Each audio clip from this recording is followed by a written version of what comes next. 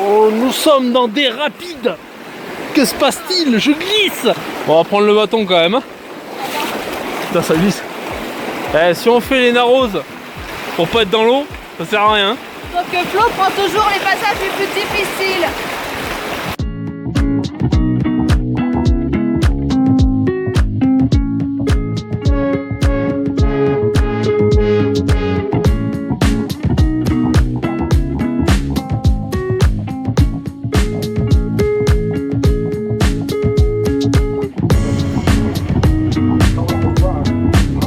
Bon bah nouvelle journée, aujourd'hui on est à Zion Canyon, donc l'un des parcs que l'on préfère dans l'ouest des États-Unis.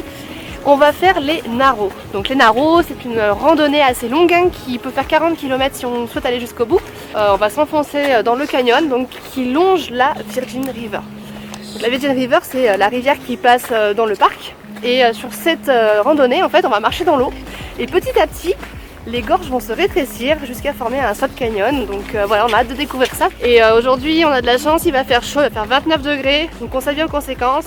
L'eau par contre va être froide, puisqu'il prévoit 7 degrés dans l'eau. Donc on a mis les chaussettes néoprène, les chaussures aquatiques, on s'habille en conséquence, sachant que le ranger nous a dit qu'on pouvait avoir de l'eau jusqu'à la taille. Donc on est prêt à attaquer les Narrows. Allez, c'est parti!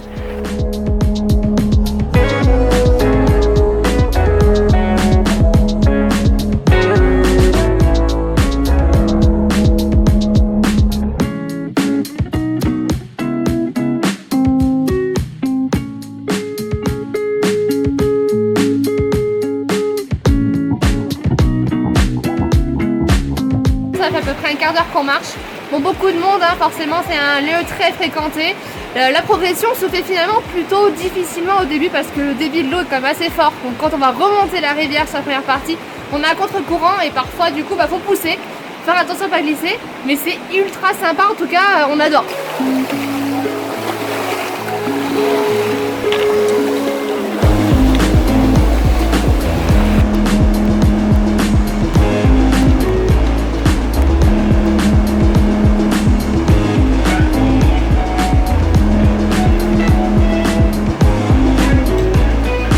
On a fait à peu près 300-400 mètres dans le lit de la rivière.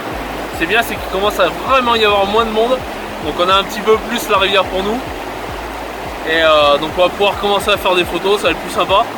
Donc comme on vous l'indique sur le site, pensez à prendre quand même des vêtements chauds, pas comme moi. Parce qu'il fait un petit peu frisqué. Et n'hésitez pas à prendre des néoprènes aussi avec vous au niveau des chaussures. Il y a pas mal de personnes qui portent des espèces de chaussures étanches avec des combinaisons néoprènes. Je pense qu'il y a des locations qui se situent à l'entrée du parc. Donc ça peut être une solution pour ceux qui n'ont pas envie de s'amener tout un tas de matériel avec eux en voyage.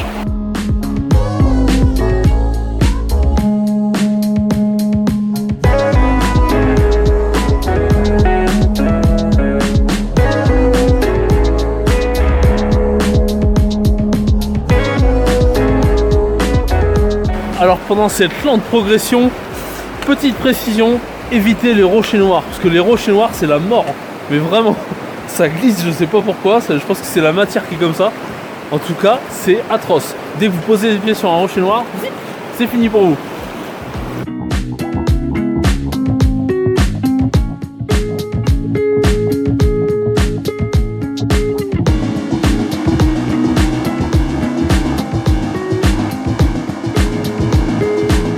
Alors voilà, après 2 heures de marche, éreintante et frigorifique.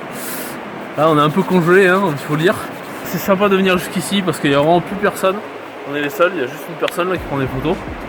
Et par contre, si vous avez envie d'aller au WC, allez-y avant. C'est un conseil qu'on vous donne tous les deux. Parce qu'on aurait dû l'appliquer à nous-mêmes. Bref. Donc ici s'achève cette intéressante, très intéressante. Je pense qu'on mettra 5 étoiles sur cette petite... je sais pas si on peut appeler ça une rando. C'est un truc semi-aquatique, en tout cas c'est super sympa de marcher dans l'eau. C'est encore plus sympa quand on est bien équipé, petit rappel. Et on vous donne rendez-vous sur smarttrippers.com pour vous donner encore plus d'infos sur cette petite balade aquatique.